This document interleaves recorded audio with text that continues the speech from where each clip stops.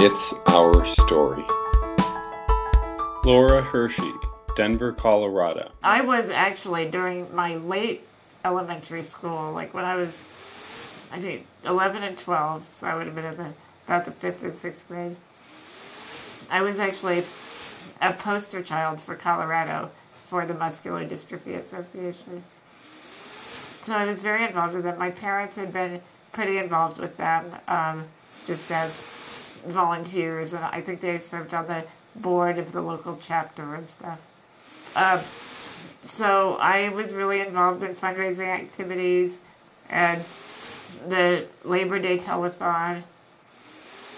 In some ways that was really fun, like certain things about it, because, you know, I would be taken around to make different appearances, and I would get to meet Denver Broncos who were involved in fundraising, and I'd get to meet radio DJs and other people that I thought of as quite famous.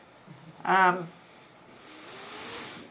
I remember I got to go to a rodeo one time and be introduced in front of everybody. And it wasn't so much the, you know, the fame or the spotlight part that I liked, but there were just some interesting experiences getting to meet different interesting people. I got to fly in a small plane to several towns around Colorado where they were doing fundraising events.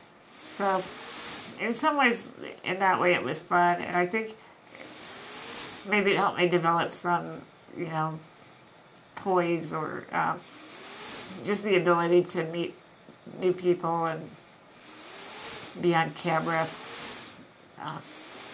or talk to a group, which certainly became useful later on when I was a, you know, a trader, consultant, and so forth. But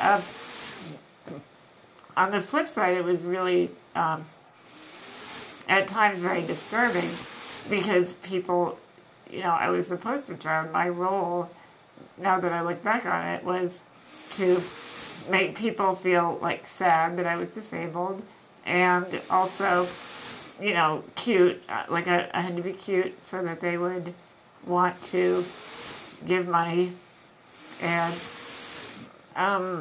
so that they could feel good about themselves giving the money. So that was a little disturbing on a level that I couldn't articulate at the time.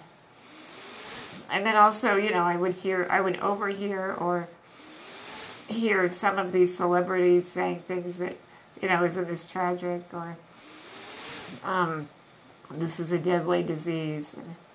And, that gave me a lot to kind of worry about, I guess, because I didn't understand, you know, that there are a lot of different types of disorders that are involved in that. Mine was not necessarily a death sentence, so I got that message and didn't really know what to do with it.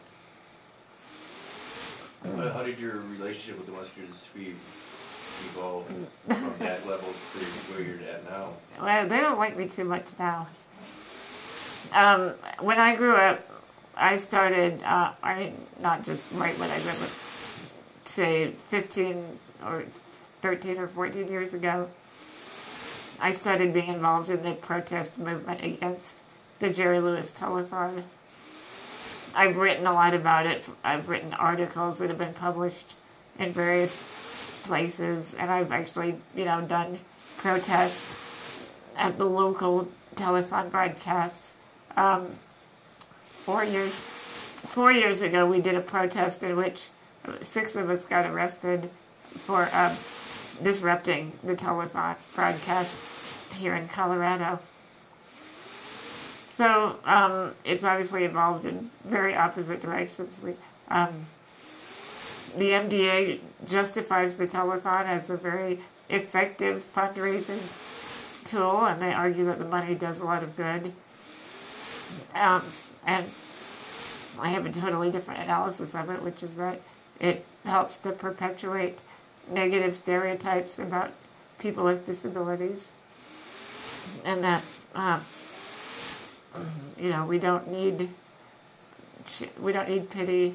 We don't need people to give to charity in order to feel like they've done something to, quote, help the disabled. What we need is equality, justice, and civil rights.